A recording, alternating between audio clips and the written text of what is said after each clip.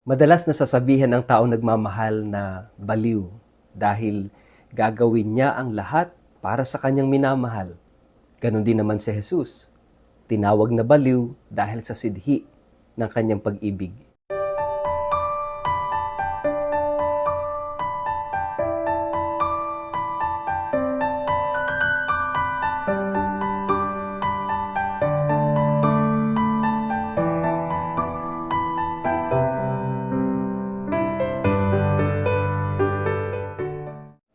Ang mabuting balita ng Panginoon ayon kay San Marcos. Pag-uwi ni Jesus, muling nagkatipon doon ang napakaraming tao, kaya't hindi na sila nagkaroon ng pagkakataong kumain pa. Nang mabalitaan iyon ng kanyang mga kamag-anak, pumunta sila roon upang kunin siya dahil maraming nagsasabi na siya'y nasisiraan ng bait. Ang mabuting balita ng Panginoon.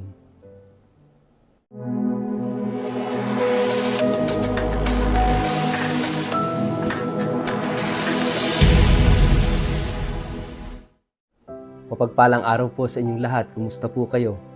Ang atin pong word of the day ay crazy. Bago po tayo magpalalim sa atin pong reflection, ngayong araw na ito, kayo po ay muli kong inaanyayahan na huwag kakalimutan mag-like, mag-follow, mag-subscribe sa ating page na Word of the Day.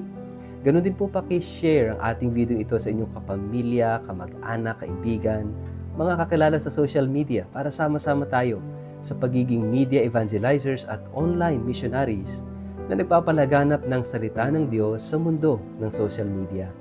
Paki-follow na rin po ako sa YouTube at sa Instagram. Mga kapatid, naranasan mo na ba na mabaliw dahil sa pag-ibig? Naku, kapag ito yung usapin, siguradong maraming makakarelate kasi tayong lahat naranasan natin yan. Naranasan natin magmahal. Kahit ako bilang pari, ako ay, of course, human as I am, naranasan ko rin magmahal at tayong lahat ay minsay nababaliw, di po ba? Sa pagmamahal. Kaya nga, alam nyo, may mga tao akong na-meet na sasabihin nila, ayaw niya ng love life, ayaw niya magmahal kasi sabi nila, love is a sign of weakness daw. Talaga ba? Pero ang totoo, hindi naman talaga sign of weakness ang pagmamahal. Kasi ang taong nagmamahal ay malakas, matibay, dahil dapat kapag nagmamahal ka, matibay ka. Hindi ka pwedeng magmahal na hindi ka malakas at hindi matibay ang loob. Dahil kapag nagmamahal ka, dapat handa kang masaktan, di po ba? At gagawin mo ang lahat para lamang sa minamahal mo. Kaya nga, madalas ang taong nagmamahal ay nasasabihan ng baliw. Baliw sa pag-ibig.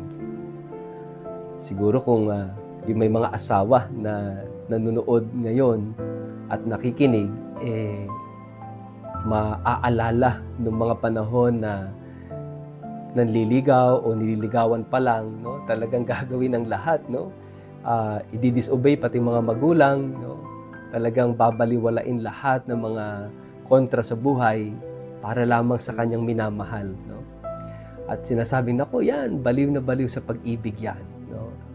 Hindi makakain, sabi nga sa kanta, di makakain, di makatulog, no? Dahil sa kakaisip sa kanyang minamahal. Pero ang ating Panginoon, alam niyo po, sa ating gospel today, sinabihan din ng mga tao na nababaliw, nawawala sa sariling bait. Kaya nga, pinuntahan ng kanyang mga kamag-anak para sunduin. No? Sinusundo na kasi nababaliw na raw, sabi ng mga tao. Pero ano ba yung ginagawa ni Jesus? He was so passionate sa kanyang ginagawa. Yung sidhi ng kanyang pagmamahal sa Diyos, sa Ama, yung sidhi ng kanyang pagmamahal sa tao because He is the love incarnate. Jesus cannot but love because He is love. He is God. No? At siya yung pag-ibig na nagkatawang tao. Kaya nga, sobra-sobra yung talagang pagbibigay ni Jesus na kanyang buong sarili, ibinibigay niya sa kanyang pagmamahal sa mga tao. Pagmamahal sa Diyos. To the point na sabi rito sa ating gospel, abay halos hindi na sila makakain. Hindi na kumakain si Jesus dahil sa laki ng demand, sa dami ng ginagawa, sa mga taong lumalapit sa Kanya, halos wala na siyang pahinga. I cannot imagine. Sabi ko nga, wala akong karapatang magreklamo kasi I decided to follow Jesus. Minsan sa dami rin po ng gawain bilang pari, nakakapagod. Minsan, honest to goodness, minsan nakakainit din ng ulo. Lalo na kapag ka napakaraming pasaway, napakaraming mga concerns, ano po. At syempre, human as I am, meron din akong mga limitasyon. Pero alam nyo, nakaka-inspire itong ginagawa ng Panginoon dahil makita natin, siya'y puno ng pag-ibig.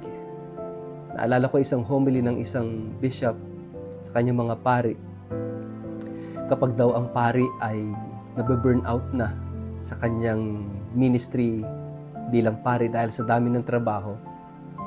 Sabi niya, sa totoo lang, hindi naman yung trabaho ang nakaka-burnout.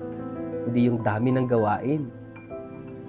Ang nakaka-burnout, ang cause ng burnout ay kapag ka hindi mo na mahal ang ginagawa mo o wala ng pagmamahal sa ginagawa mo. Which is true.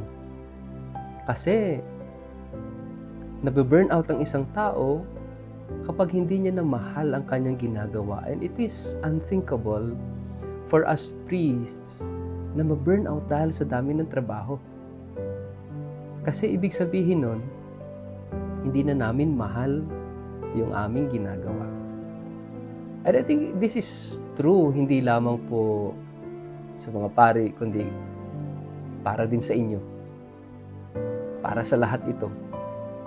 Pag hindi ka na masaya sa ginagawa mo, hindi ka na masaya sa buhay mo, para kang kandilang unti-unting nauubos.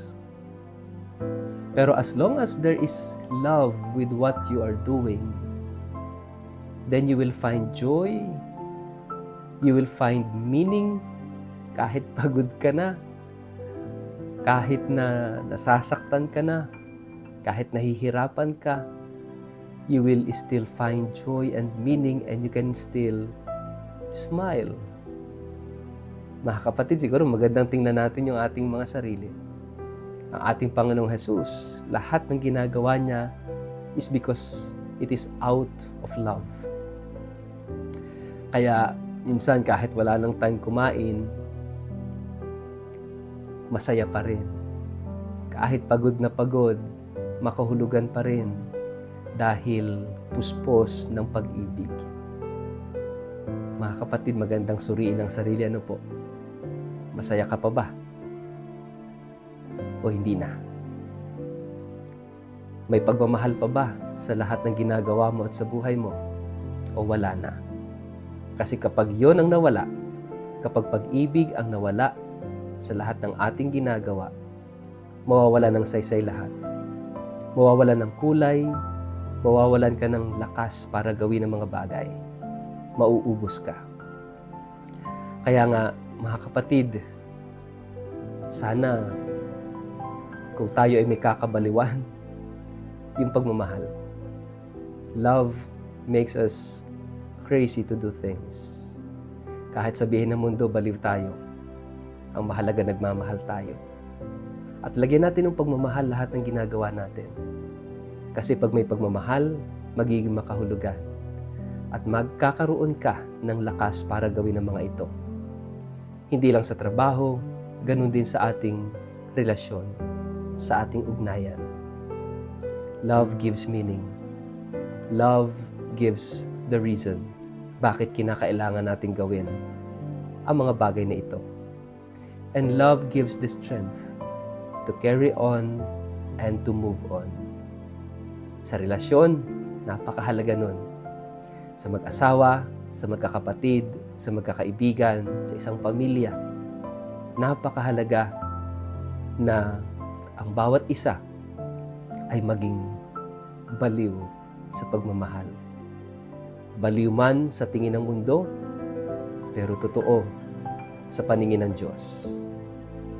Sa ngalan ng Ama, at ng Anak, at ng Espiritu Santo. Amen. Ama naming Diyos, turuan mo kaming magmahal. Tulungan mong lagyan namin ng pagmamahal ang lahat ng aming ginagawa, ang aming paglilingkod, naway maging huwaran at inspirasyon namin ang iyong anak na si Jesus, na nagbigay ng kanyang buong sarili, naglingkod, puspos ng pagmamahal sa kanyang puso. Amen. Pagpalain po kayo at ingatan ng makapangyarihang Diyos, Ama, Anak, at Espiritu Santo. Amen.